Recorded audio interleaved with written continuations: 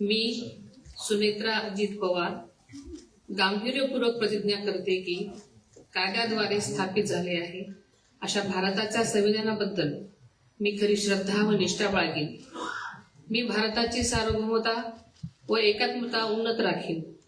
मी महाराष्ट्र राज्याची उपमुख्यमंत्री म्हणून माझी कामे निष्ठापूर्वक व सतत विवेक बुद्धीने पार पाडेन आणि संविधान व कायदा यानुसार सर्व तऱ्हेच्या लोकांना मी गांभीर्यपणे व निपक्षपातीपणे तसेच कोणाच्याही विषयी ममत्वभाव किंवा आकस न बाळगता न्याय वागू देईन.